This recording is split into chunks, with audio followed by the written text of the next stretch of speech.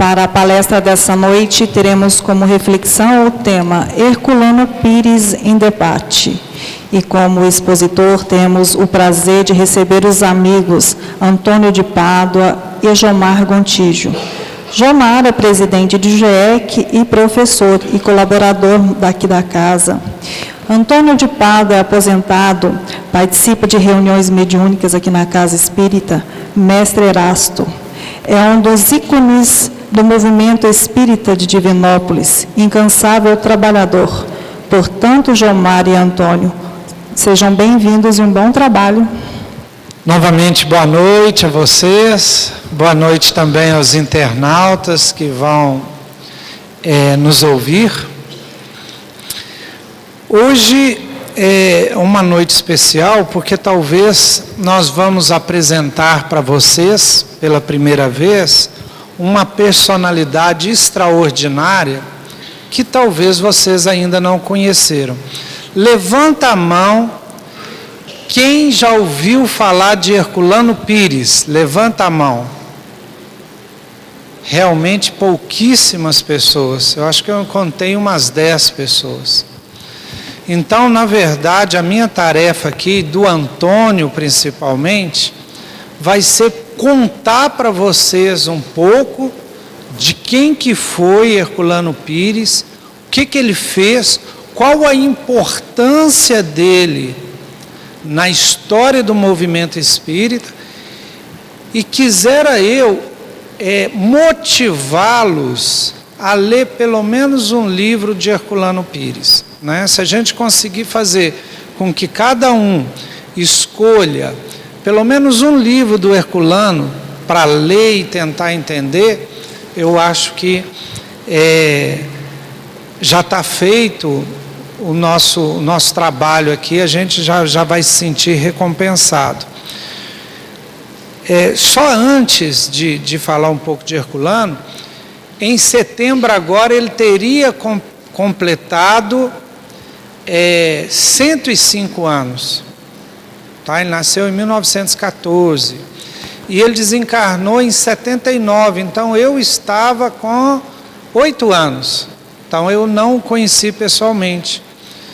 Já o Antônio, que é uma honra receber ele aqui na nossa casa, né? Eu falo nossa porque estou sempre aqui, sempre que posso, é uma pessoa cheia de história no movimento espírita. Nem todos devem conhecê-lo, mas o Antônio foi o fundador do Centro Espírita Mestre Erasto, lá no Esplanada, lá pertinho do Rio, mas um pouquinho cai no Rio, né? Se andar muito cai no Rio. E eu me lembro muito do Antônio no incentivo que ele deu ao grupo de teatro espírita que a gente teve, fez um palco lá, e o Antônio sempre batalhador. Talvez vocês viram que ele fez 100 programas na rede Candidez, na TV Candidez, né? Como é que chamava o programa? No Limiar? Travessia, programa Travessia. Quem quiser ver esses programas espírita, se digitar no YouTube Travessia, vai ver, né? Programa Espírita Travessia Divinópolis, vocês vão encontrar o programa que ele fez na TV Candidez. Então hoje nós queríamos com vocês, né, falar um pouquinho de Herculano Pires, para vocês conhecerem e quem sabe motivá-los a ler uma obra. E passar a palavra para você, Antônio, para você falar um pouquinho do Herculano e talvez de você também. Eu vou falar de uma coisa muito interessante. Todos nós precisamos ter os nossos auxiliares desse mundo. E, naturalmente, o casamento, pela própria palavra, não a celebração em si, mas o casamento de ideias, seria um apoio muito grande que Deus nos deu para nós convivermos nessa humanidade. Eu vou falar de Maria Virgínia Pires. Maria Virgínia Pires, nascida no interior de São Paulo, era espírita e conheceu Herculano Pires aos 17, 18 anos, mais ou menos. Ele não era espírita, mas isso nós vamos explicar depois. Então, para mim, para quem assistiu o filme de Kardec, vai lembrar da importância da mulher na vida de qualquer pessoa, notadamente na vida de um homem como foi Kardec, que foi um grande professor, uma ilustre criatura de cultura da França, de renome.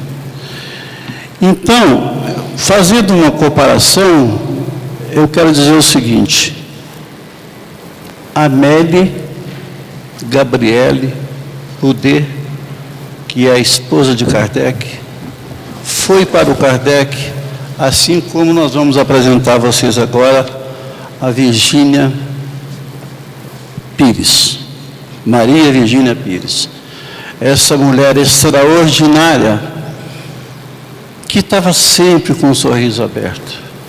Eu tinha relação com o professor, trabalhei uma temporada no Grupo Espírita Caibachote, lá em São Paulo, com a presença dele. Mas a minha relação mais era com a dona Virgínia, porque ela que é aquela que encaminhou o Herculano, porque ele nesse tempo ele não era espírita, ele era teosofista. É tanto que a menina dele chama Helena, né? Então vocês observaram que eu convivi com ele. Agora deixa eu explicar o seguinte. Quando nós temos uma criança, como eu tenho um neto, que não está muito bem de matemática, então eu tenho que estudar matemática com uma professora especializada. Nós, quando temos que reencarnar, que já malhamos vários séculos dessa vida, precisamos também de um professor bom. Então não é mérito nenhum eu ter frequentado o grupo com o Herculano Pires. É porque eu precisava de um professor melhor do que os outros para me vencer as minhas dificuldades. Então nós vamos agora ver no vídeo, vou apresentar a vocês a dona Maria Virgínia Pires. Como é que era? A nossa vida foi uma vida simples, uma vida como a maioria das vidas.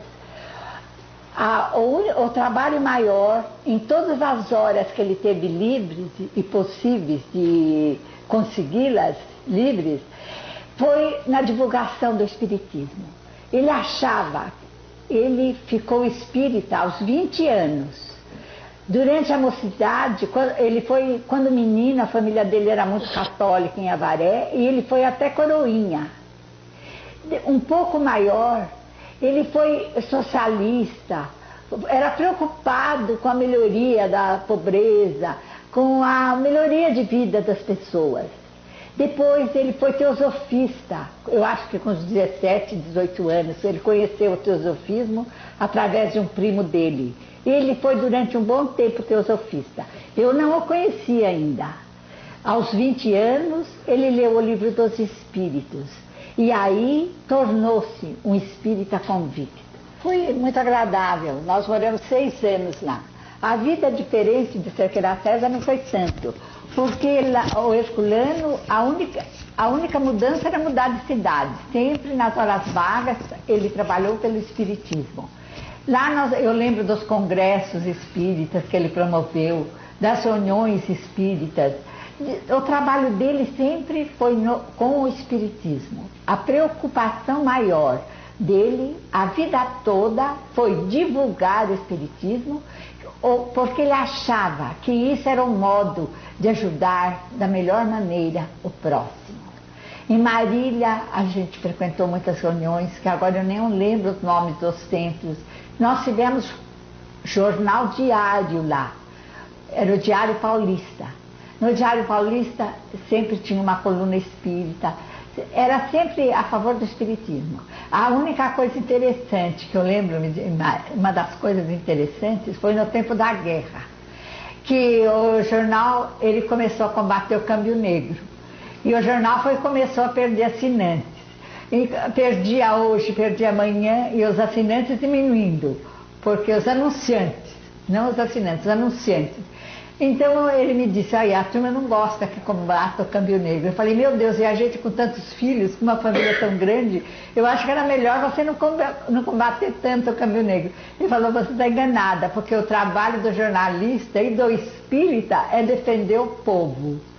Mas nós precisamos vender. Depois da guerra, nós já estávamos com dívidas muito grandes, e precisamos, e graças a Deus, apareceu um emissário do Borg e comprou o jornal, e aí nós viemos para São Paulo, onde moramos, onde estou até hoje.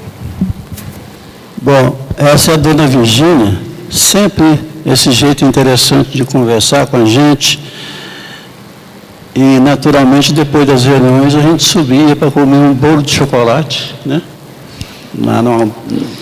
Gente, qual que é a importância de Herculano Pires? Nós vamos falar um pouco da biografia dele.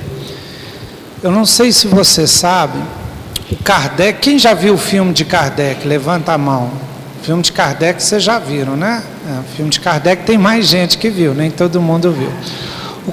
O Espiritismo, ele surge como ciência, tá? Por que ciência? Porque Kardec era um professor, um educador, e ele viu naqueles fenômenos espíritas um fenômeno inteligente. E para ele, se o fenômeno era inteligente, tinha que ter uma inteligência por trás. Então, ele sempre testava as coisas. Ele perguntava uma coisa para um médium, para um espírito através de um médium, e ele perguntava depois para 6 outros médiuns para ver se a resposta era a mesma. E quando a resposta era a mesma, ele começou a ficar intrigado e falar, mas como é que um soube da resposta do outro? Então ele vai pesquisando. Então Kardec, nas obras dele, ele sempre fala do espiritismo como ciência e filosofia. Agora, o que aconteceu? Na Europa, o espiritismo começou a decair. A Europa sempre cheia de várias guerras. Na França mesmo houve uma guerra, logo depois que Kardec morreu. Então o espiritismo não vingou muito na Europa. Aonde que o espiritismo veio vingar? Na onde? Brasil. Mas o Brasil tinha uma índole religiosa muito forte. E o Brasil, vamos dizer assim, a característica do espiritismo que mais cresceu foi o religioso. Enquanto que o espiritismo científico e filosófico, ele ficou um pouco que esquecido. Então você via os centros espíritas no Brasil, eram quase que 100% centros espíritas religiosos. E o que Kardec muitas vezes combatia, que é aquela coisa assim de ritualismo, que foi até falado aqui nas questões antes da palestra, aquela questão de dogmatismo, todas essas questões próprias da religião, que muitas vezes não eram muito condizentes com a razão, com o pensamento, com a ciência, aqui no Brasil começou a crescer muito. E Herculano foi o primeiro, ou pelo menos o mais importante, que começou de novo a fazer os questionamentos para um espiritismo mais filosófico e científico, que atendesse mais à razão. Tanto que Herculano, ele formou na USP como filósofo. Herculano era repórter, ele era cronista parlamentar, crítico literário dos Diários Associados, Ele graduou-se em filosofia em 58, então ele era um homem da filosofia e da ciência. E ele conseguiu então fazer um diálogo com Kardec, que era o fundador codificador do espiritismo na França, e trazer Kardec de novo para o movimento espírita aqui no Brasil. Ele traduziu as obras de Kardec para o português, do francês para o português, e inclusive colocando notas no rodapé. As melhores, quem quiser ler a melhor edição do Livro dos Espíritos, é o Livro dos Espíritos traduzido por Herculano Pires e comentado por ele. O conhecimento e a reflexão do Herculano Pires em cima das obras de Kardec foi tão grande que Emmanuel, o guia espiritual do Francisco Cândido Xavier, chamou Herculano Pires do melhor metro que mediu Kardec. Então Herculano Pires é conhecido como, pelos livros dele, pela obra, como o melhor metro que mediu Kardec. E o Herculano é conhecido também como o apóstolo de Kardec. Assim como Paulo fez um trabalho de apostolado lá entre os gentios, divulgando o cristianismo, Herculano, que escreveu 81 livros, fez um trabalho de divulgação da doutrina espírita pura, da doutrina espírita da forma que Kardec escreveu os livros. Nós vamos passar agora mais um pedacinho de vídeo, né, que... Pode pegar o seu microfone. Um pedacinho de vídeo que é só de 3 minutos, que vai falar uma breve biografia dele depois que o... Não, para o vídeo um pouquinho, Reginaldo, só um pouquinho. Isso, só para o... Eu queria saber, antes de a gente apresentar, muitos que não conhecem o professor Herculano Pires, eu queria dizer o seguinte: antes de 1970, já existia um movimento espírita no Brasil, mas um movimento de fenômeno. Os grandes astros, era claro, o nosso Chico Xavier, que sempre foi de ponta, tinha o Zé Arigó, que todo mundo já ouviu falar, né? Infelizmente tivemos um agora aí que deturpou tudo, porque é assim a vida. Mas a partir de 1971, quando a TV Tupi lançou, através de um programa chamado Pinga Fogo, é que nós podemos dizer que começou realmente a era espírita no Brasil. E nesse programa também estava o Herculano. Mas vamos primeiro apresentar ele a vocês.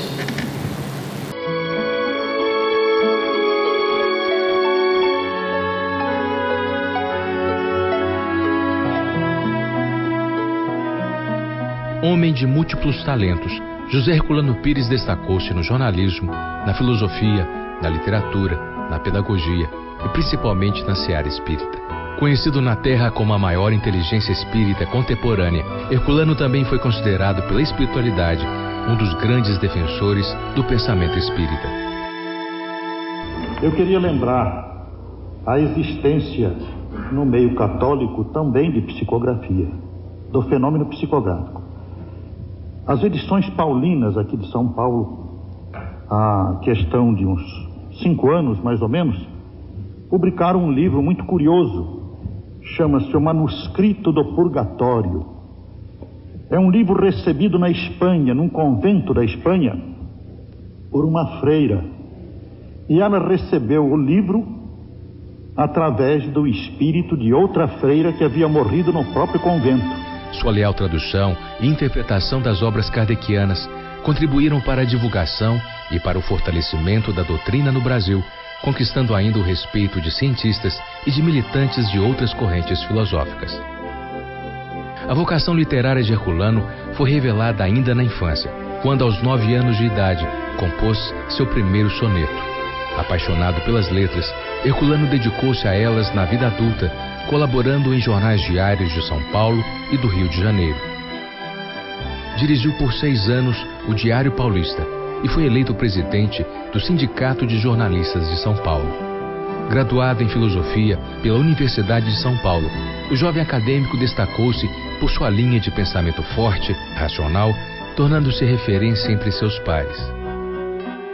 Também foi reconhecido por sua contribuição na psicologia e na parapsicologia. mas foi na defesa da doutrina dos espíritos, cuja obra conheceu aos 22 anos de idade, que desempenhou seu papel mais relevante.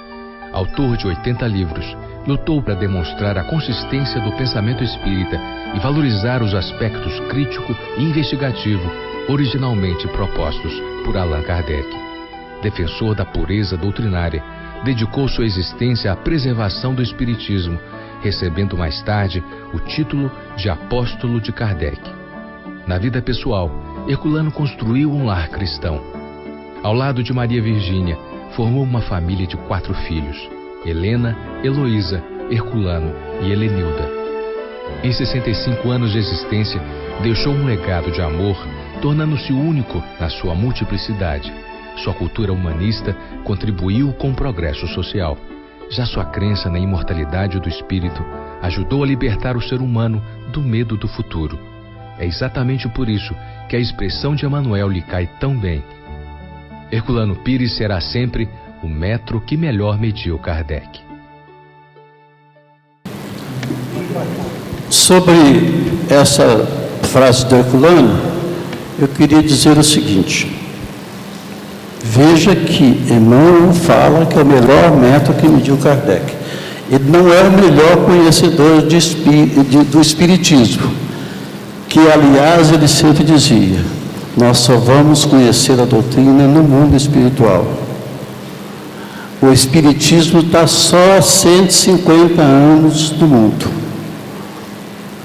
Uma teoria que se falava que a vida começa no berço, acaba no túmulo, e a criatura que apresentou essa teoria morreu na cruz por causa disso, e já tem mais de 2000 anos que nós estamos batendo nisso. Já é uma oportunidade só, gente. Uma vez só, vocês ou vai para o céu ou vai para o inferno. Nós ficamos 2 anos trocando de cara e não aprendemos nada ainda. Agora, uma doutrina que é para os séculos vindouros, o Herculano dizia: não tem jeito, nós só vamos conhecer a doutrina espírita. Então, ele é o que melhor entendeu o pensamento de Kardec. Mas Espiritismo, ele mesmo dizia: nós temos que estudar por muito tempo. Estamos começando agora.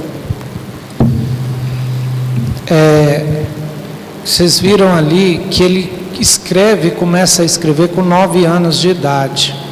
Então ele já tinha, já vem reencarnado com essa missão de escrever e começa bem cedo. Descobre o Espiritismo com 20 anos de idade. E a partir de 20 anos de idade ele começa a militar nas lides espíritas. E ele dizia, gente, que ele tinha grafomania.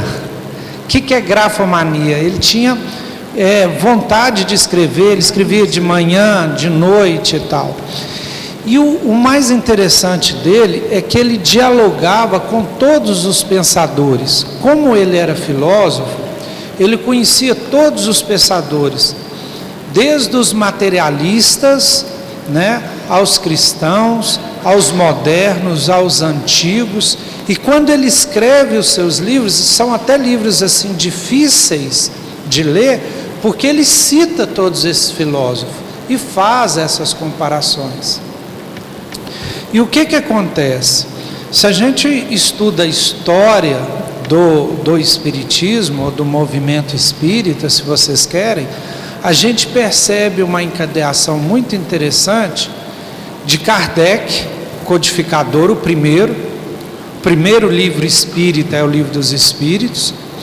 Depois você percebe alguns estudos científicos do século XIX em vários lugares da Europa, e percebe que o último grande escritor que compreendeu Kardec e escreveu os livros foi Leon Denis. Leon Denis é um outro escritor que vocês não devem deixar de ler. O Grande Enigma, que mais?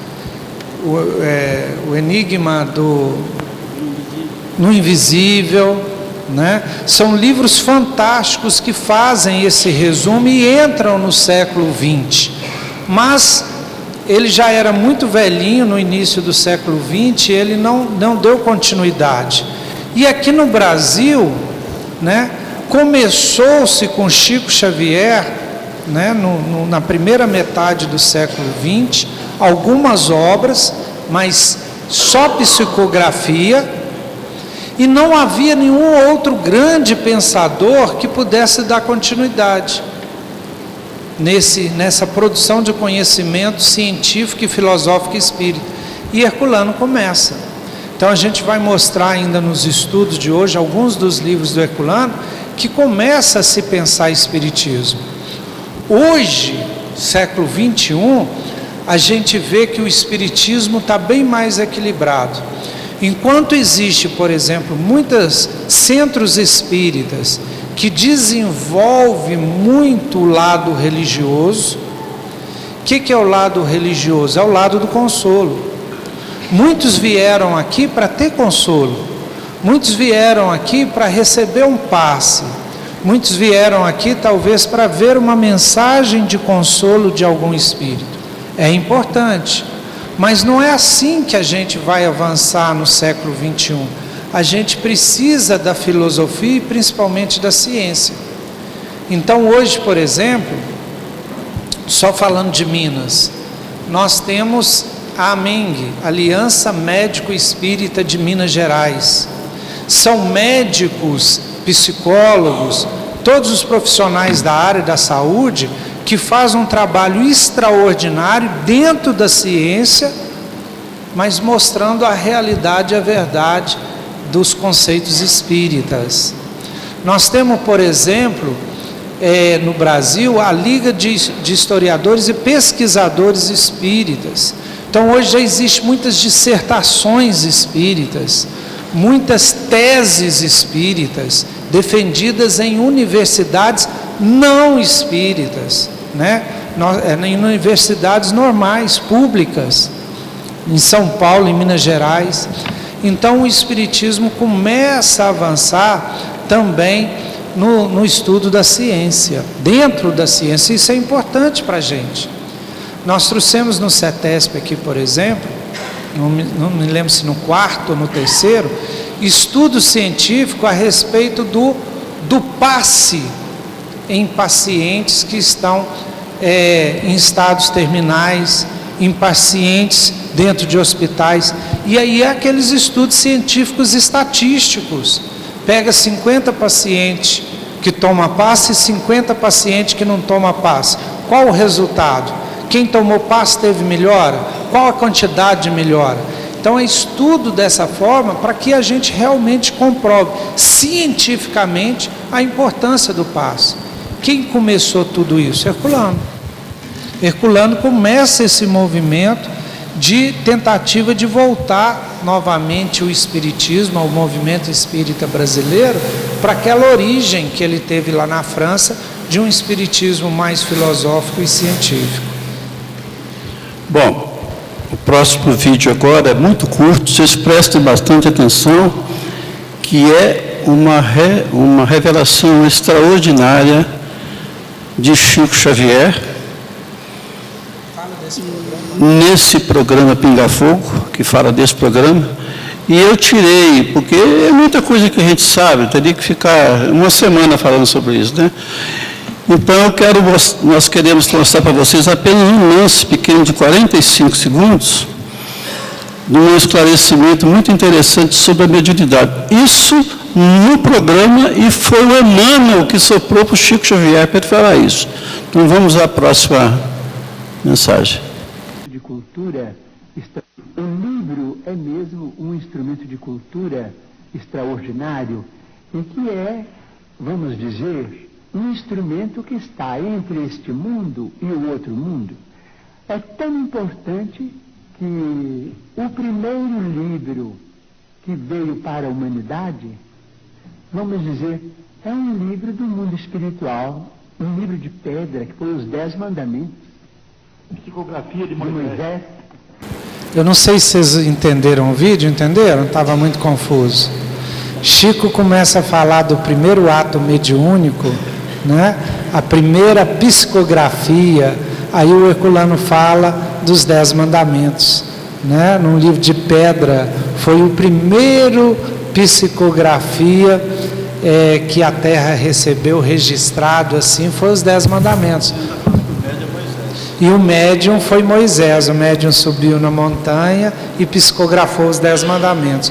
Uma coisa tão sublime que até hoje tem validade. Provavelmente em torno de 5.000 anos atrás, e tão sublime realmente, de espíritos tão superiores, que tem validade moral até hoje. Então, eu queria falar sobre Leon Denis. Leon Denis era um autodidata que foi praticamente o consolidador da doutrina espírita no mundo, principalmente lá na Europa. Ele tem uma frase a respeito da evolução que é extraordinária. O espírito sonha na pedra,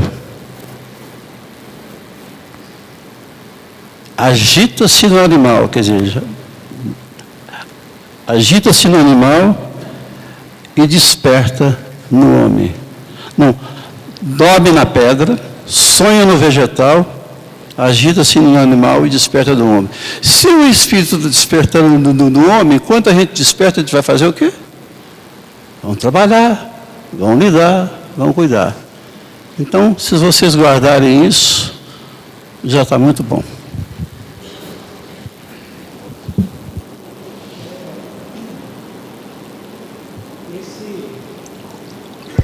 Esse programa que vocês viram o Chico falando, eu não sei se vocês conhecem ele, é o famoso Pinga Fogo. Houve 2 Pinga Fogo transmitidos pela Rede Tupi em 1971. Esses programas realmente revolucionaram o movimento espírita brasileiro, porque o Chico estava muito bem orientado por Emmanuel e ele responde um tanto de perguntas de católicos, de crentes, de ateus, e responde todas as perguntas. Isso aí está disponível na internet, no YouTube. Quem quiser assistir, digita lá Pinga Fogo com Chico Xavier e assiste, que é realmente uma preciosidade. Próximo vídeo agora, também muito curtinho, 1 minuto, fala sobre a reencarnação de Kardec. Isso aqui também, olha só, existem livros escritos falando que Chico Xavier é Kardec. Agora vocês vão ouvir Chico Xavier afirmando que ele não é Kardec, que ele não quer receber comunicação de Kardec, porque senão eles vão falar que a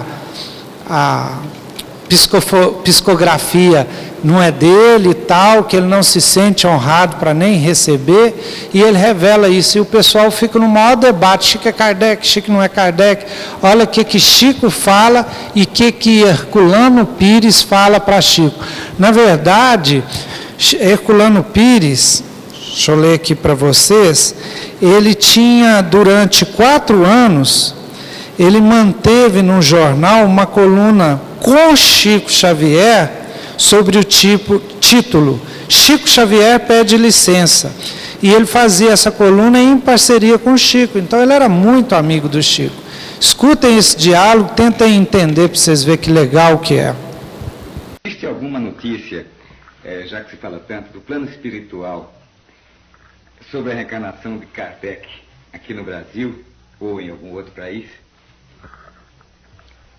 Até hoje, pessoalmente, eu nunca recebi qualquer notícia positiva a respeito da presença de Allan Kardec reencarnado no Brasil ou alhures.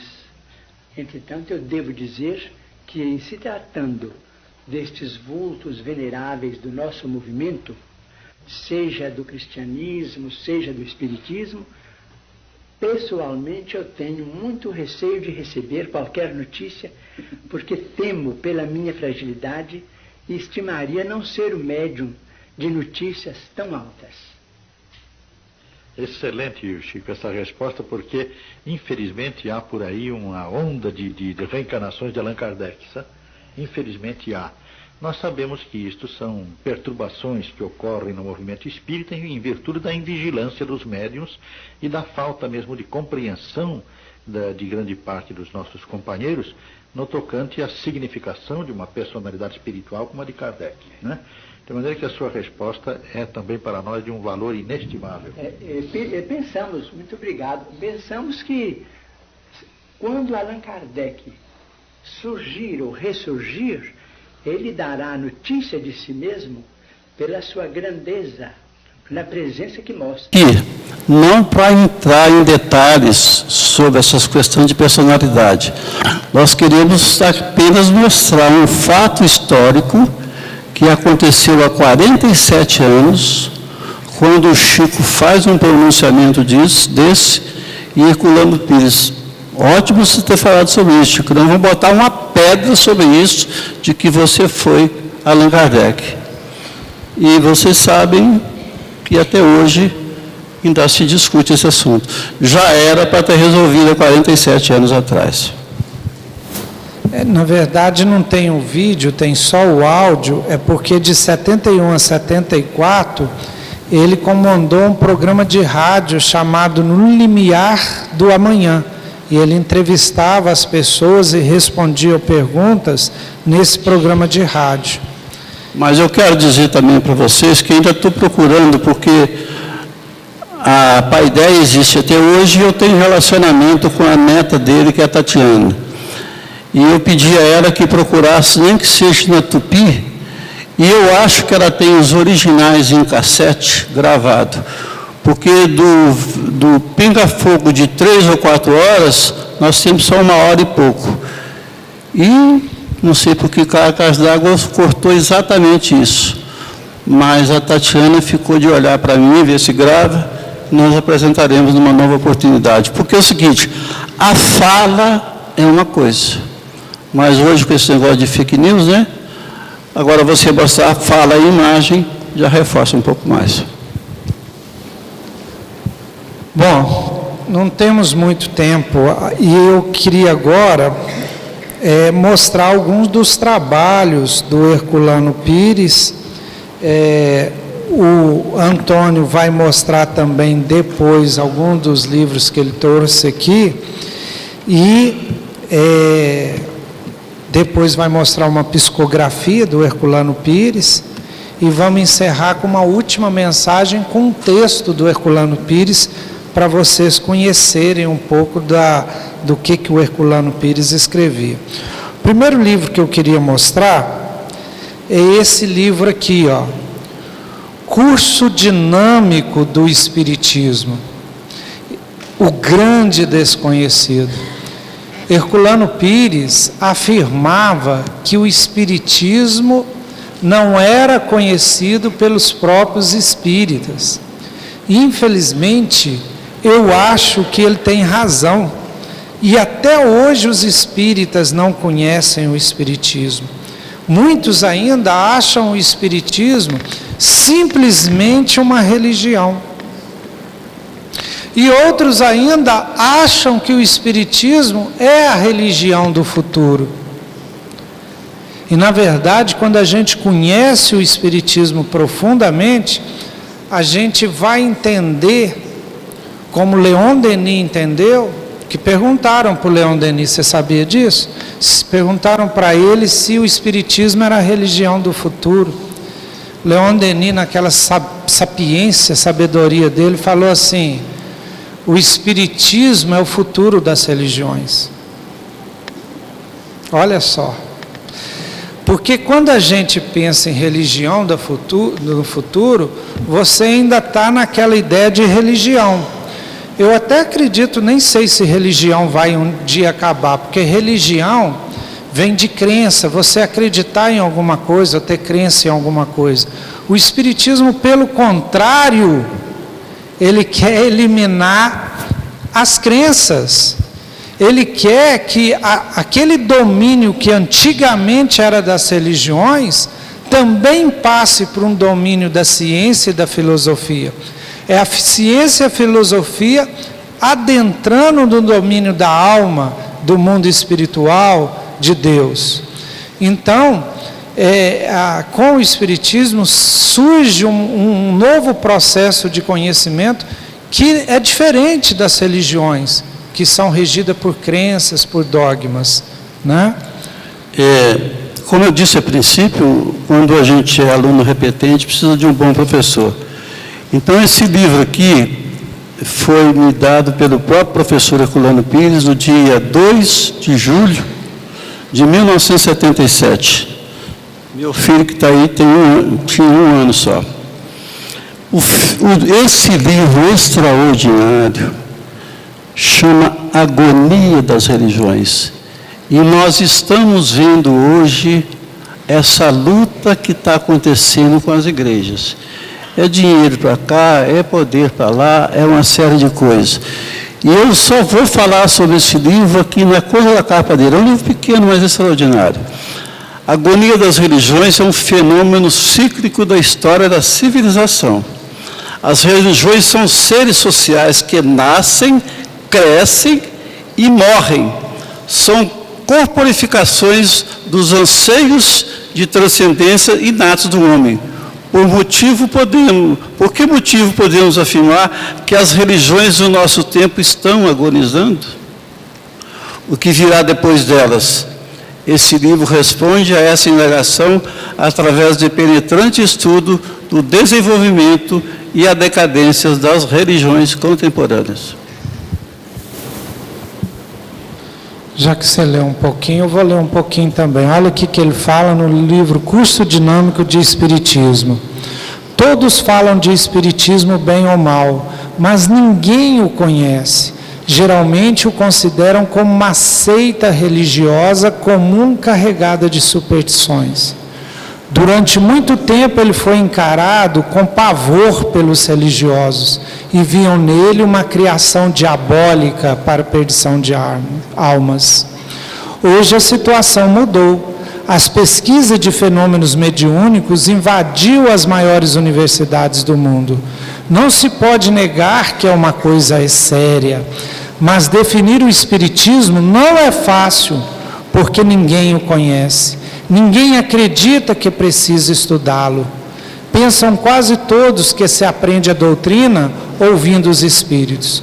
Não obstante, o espiritismo é uma doutrina moderna, perfeitamente estruturada por um grande pensador, escritor e pedagogo francês, homem de letras e ciências, famoso por sua cultura e seus trabalhos científicos, que assinou suas obras espíritas com o pseudônimo de Allan Kardec.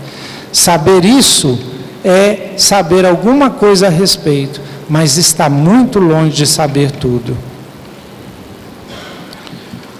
Um outro livro de Herculano, gente, esse é um dos melhores livros que eu já li na minha vida, chama O Espírito e o Tempo.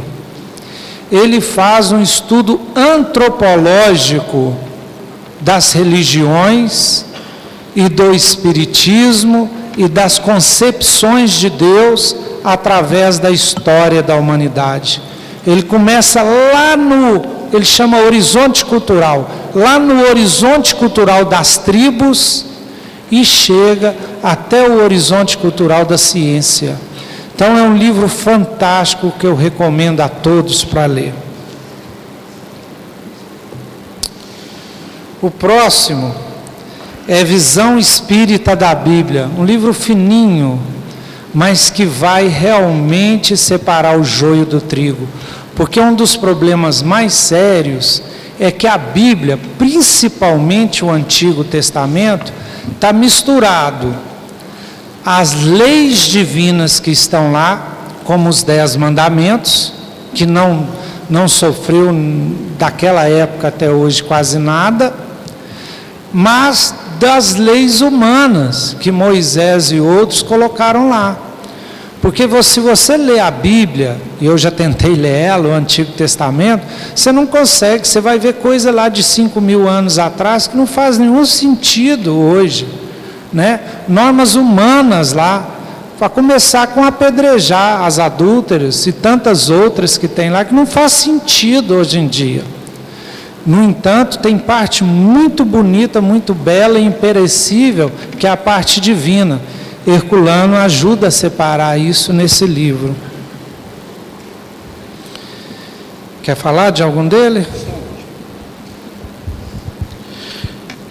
Esse último livro que eu recebi da família que me mandaram, ele parece que ele estava até esgotado, mas eu falei com o fulaninho e modestamente ele tirou, falou: Antônio, eu vou mandar para você o meu, porque o livro do pai está esgotado, então ele me mandou esse livro.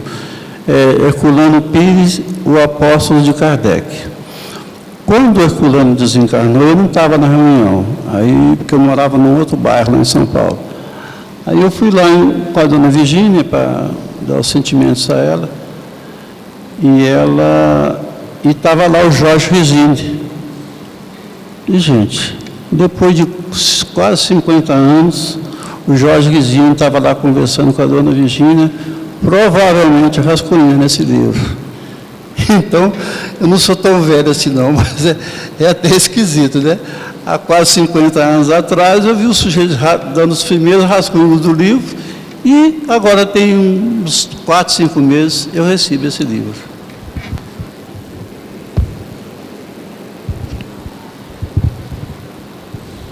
O último livro que eu vou falar para vocês é O Homem Novo.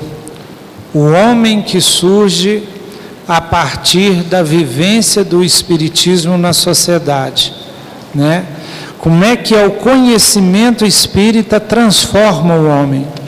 Porque as suas concepções de Deus, do mundo, do objetivo de viver no mundo, são completamente transformados. E quando você transforma essas concepções, você transforma o agir do homem. E transformando o agir do homem, o homem também é transformado. É um livro fininho, mas excelente, extraordinário. Agora eu vou passar para o Antônio, nós estamos quase chegando no final, você vai falar da psicografia e nós vamos soltar o último vídeo da mensagem de Herculano. Só mais um segundo, tem um livro aqui que eu não sei se alguém tem, 100 anos de Chico Xavier. Quem tem? Olha aqui. Na página 313 desse livro está o seguinte: os anos rolaram e um dia, no grupo Espírita da Prece, em conversa informal conosco, o Chico nos contou que em desdobramento ao plano espiritual, a fim de participar de uma tarefa mediúnica do grupo Espírita da Prece no além, teve a grata surpresa de ver o professor Herculano Pires, já desencarnado, ali trabalhando, dirigindo suas palavras a dezenas de entidades. Está nesse livro 100 anos, que é um livro novo, escrito pelo Bacelli, então eu tirei só essa parte para ver.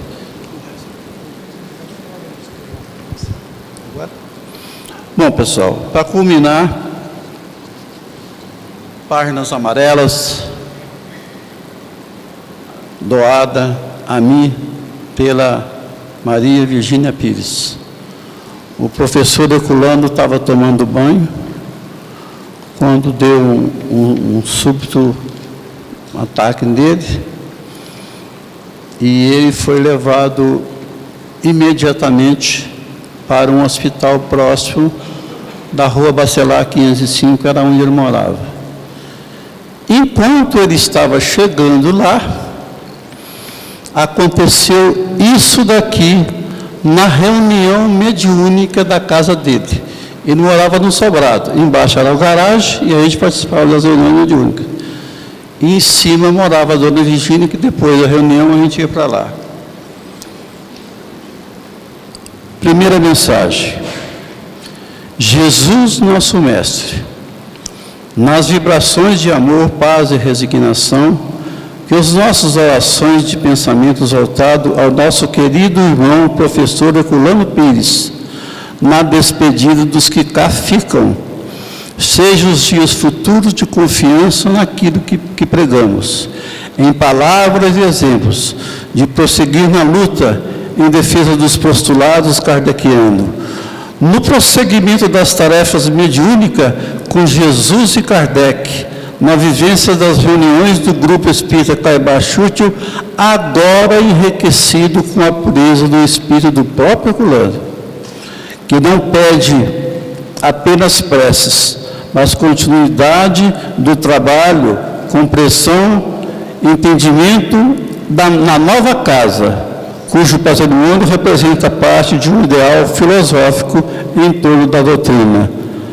A morte é uma filosofia, a vida um encanto de aprendizado, os amigos, flores de um jardim, a família é vida no lar, reencarnação, centelhas de vida.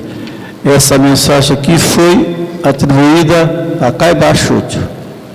Não tinha meia hora que o fulano estava indo lá, ele já estava desencarnado e estava acontecendo isso lá embaixo. Depois vem outra mensagem. Virgínia querida, mais esposa do que eu esposo fui. Já não tem falar nem risos, nem ser poeta, mas que semblante triste o seu. Volte ao que era, como o tempo da casa velha. Tudo é vida, nas noites de rima, doutrina e cozinha. Lar, amigos, não é confusão. É a nova sensação de viver, sentir que já não sou mais corpo, mais alma. Até que, enfim, desculpe-me, espírito de verdade. Esse era o código. Amparado em novas luzes, a nossa luzinha, que ajudasse a construir. No momento, adeus, menos choros e mais café. Se há dificuldade de captar a escrita, imagine despertar aqui e dizer aos daí, sobrevivência da alma, muita paz em Jesus. E a última família, e a última que ele endereçou à própria Virgínia. Família querida, vivendo contigo dias felizes e amenos, na experiência do lar prossegue a vida. Coragem e otimismo, não quero pompas nem velas, apenas a simplicidade do professor do interior em metrópoles de céu e estrelas. Sustentem em apoio vibratório a casa, ampare o livro da codificação. Isso para mim é importante, ampare o livro da codificação. E eu, em espírito ou memória, ao lado dos amigos espirituais, convosco estarei sempre no postulado de pregar e servir a doutrina dos espíritas com o mestre de Leão.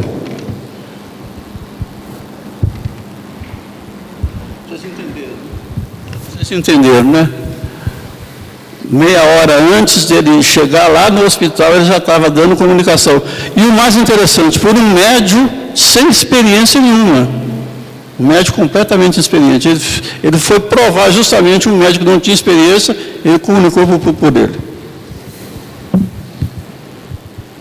Quando o Antônio falou espírito de verdade, essa é a chave que ele tinha combinado com a esposa, que para reconhecer ele enquanto espírito, quando ele desse uma mensagem, ele ia colocar essa palavra, que seria tipo código, para ela reconhecer que era ele, espírito, que estava falando.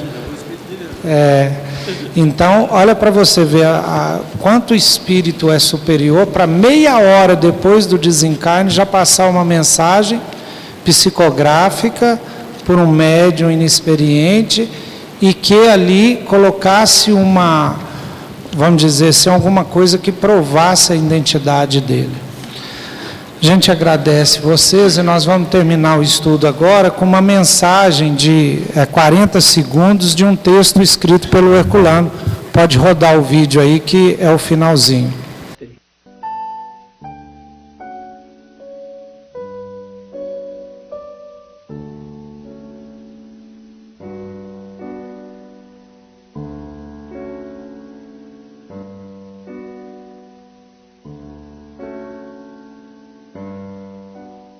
Essa é uma fita que vai ficar para o futuro.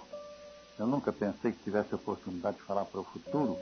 Acho que é uma pretensão muito grande, mas em todo caso, como você está abrindo essa porta, eu vou falar para o futuro, né? Acredito que essa gente do futuro será tão superior a nós.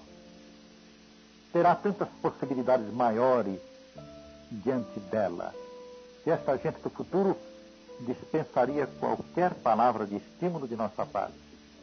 Eu quero apenas saudar, nesses elementos do futuro, nesses homens maravilhosos de amanhã, nessas criaturas que irão povoar não só o nosso país, o Brasil, de norte a sul, de leste a oeste, mas que irão povoar todos os países do mundo. Quero saudar neles a aurora do novo mundo que está raiando na Terra.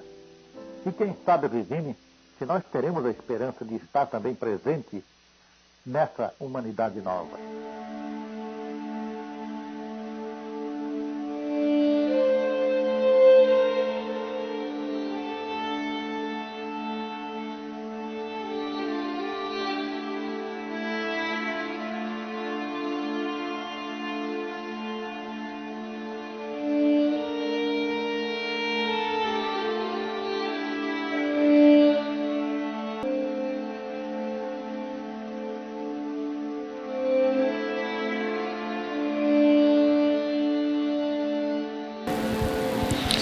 Admiro cada vez mais a sua capacidade de penetração na obra de Allan Kardec para definir ali a grandeza. Gente, muito obrigado, viu?